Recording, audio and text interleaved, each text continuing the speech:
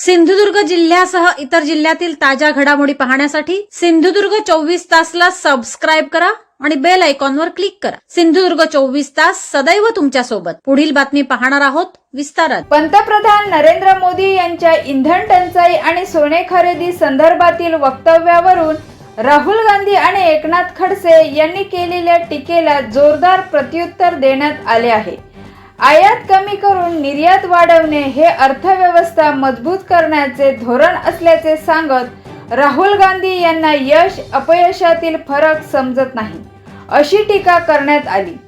तसेच भाजपमधून बाहेर पडल्यानंतरच एकनाथ खडसे यांना शहाणपण सुचत असल्याची खोचक टीकाही करण्यात आली आहे। जागतिक अर्थव्यवस्थेचं अज्ञान आहे, सांगतो मी तुम्हाला स्पष्ट करू। कारण आपण इम्पोर्ट आपण जेव्हा कमी करतो आणि एक्सपोर्ट वाढवतो तर आपण जास्त मजबूत होतो, आपला GDP वाढतो। आपण हा प्रयत्न आपण नाही कुठलाही देश करतो की एक्सपोर्ट कमी होईल आपल्याकडचं, इम्पोर्ट वाढू नये म्हणून आणि आपलं एक्सपोर्ट जास्त होईल, हे असं असलं पाहिजे। आता हा राहुल गांधी म्हणतो, काय बोलले ते मोदीनं, अपयश आहे, अपयश। त्याला अपयश आणि यश मधला फरकच कळत नाही।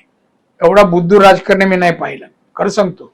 तो जो लोकसभेत जसा वावरतो बोलतो, यावर्षी भाषण ऐकली असतील तुम्ही, काय भयानक बोलतो तो। पंतप्रधानांना काय उद्देशायचं ते पण त्याला माहित नाही।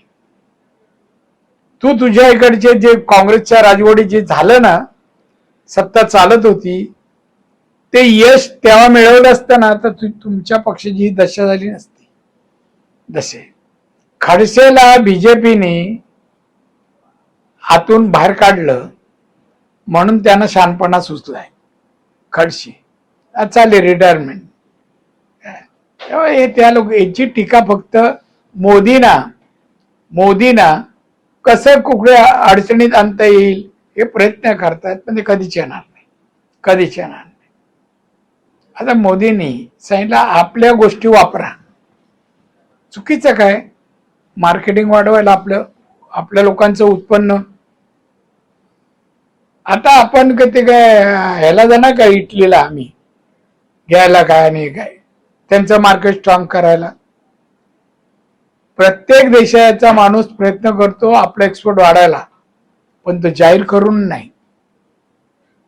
ती मार्केटिंगची हे असते, कसं माल आपला जाईल बाहेर, एक्सपोर्ट कसं जास्त होईल, असं आहे। त्याचबरोबर त्यांनी असे देखील म्हटलंय की राज्यातील मंत्री आणि नेते मंडळी त्याचप्रमाणे अधिकारी यांनी देखील पेट्रोल कपातीच्या निर्णयावर म्हणताना असं म्हटलंय की आपला ताफा जो आहे वाहनांचा तो देखील कमी करावा। पंतप्रधान असं म्हटलं। विरोधी पक्षांना पण ताफा दिलाय ना प्रोटेक्शनसाठी, तो काय मंत्री स्वतःहून मागत नाही। त्यांची व्यवस्था जी आहे कायदा सुव्यवस्थेची, त्या व्यवस्थेनुसार ताफा दिला जातो। आता आम्ही काय मागितलं नाही। काय की जे मंत्री आहेत राज्यातील, कारण पेट्रोल भविष्यात कमी तेवढा होऊ शकतो, त्यानुसार मंत्री असतील, अधिकारी असतील आणि जे प्रशासकीय अधिकारी असतील यांनी आपल्या ताफ्यातील वाहने जी आहेत ती देखील कमी करावी। मग ते योग्य आहे, त्यांनी मार्गदर्शन केलं तर चुकीचं काय? करावी। पेट्रोल आणि डिझेलची समस्या आहे देशासमोर समस्या, तर ती समस्या दूर करायचं काम पहिल्या अधिकाऱ्याने लोकप्रतिनिधी करायला पाहिजे। सत्तेवर आहेत त्यांची चुकीचं काही नाही आहे। तुम्ही म्हणालात गांधीवरून बोललात नाही, तो संपला, तिथे संपला बोलला नाही, त्यामुळे आमचा सुरू झाला।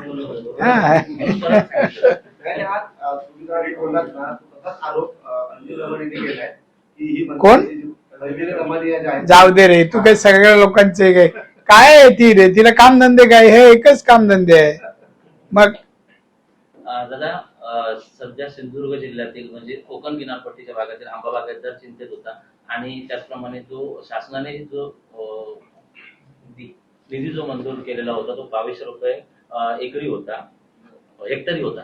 मात्र सद्यस्थितीला तो निधी कमी आहे। यासाठी 15 मेला राजू शेट्टी यांच्या नुकसान बोल. 15 मेला राजू शेट्टी यांच्या नेतृत्वाखाली वर्षावर सिंधुदुर्ग, रत्नागिरी आणि रायगड मधील शेतकरी जे आहेत ते मोर्चा काढणार आहेत. आंबा बागायतदार किंवा काजू ही जी पिकं आहेत त्यांची या वर्षाच्या अवेळी पाऊस आणि हे सगळं झाल्यामुळे फार मोठं नुकसान झाले, वास्तव आहे, खरं आहे ते. त्यासाठी आम्ही सर्व कोकणातील खासदार, आमदार, मंत्री जे कोण आहेत ते आम्ही शासनाचं लक्ष वेधलं. मुख्यमंत्र्यांनी त्याच्यावर बैठक घेतली आणि त्याप्रमाणे त्यांनी यावेळेला काही ठराविक रक्कम मंजूर केली. ही पहिली आणि शेवटची नाही, आम्ही याच्यावर परत विचार करू. आता जून महिना सुरू झाला ना, विचार करू आणि वाढवून देण्याचे आमचे प्रयत्न आहेत. आता ते ह्याचं कोण शेती म्हणालात, त्यांना आंदोलन केल्याशिवाय त्यांचं काम सुरू होत नाही ना. त्यांना एकच असतं आंदोलन, ना शेती करत, ना धंदा करत, ना राजकारण करत. मग काहीतरी करायला पाहिजे ना. मी ओळखतो, चांगले मित्र आहेत माझे, मी सल्ला देईन बाबा, रॉंग साईड आहे, करतो दिलं आहे ना, मित्र आहे, काय खरंच मित्र आहेत. सिंधुदुर्ग जिल्ह्यासह इतर जिल्ह्यातील ताज्या घडामोडी पाहण्यासाठी सिंधुदुर्ग 24 तासला सबस्क्राईब करा आणि बेल आयकॉनवर क्लिक करा. सिंधुदुर्ग 24 तास सदैव तुमच्या सोबत.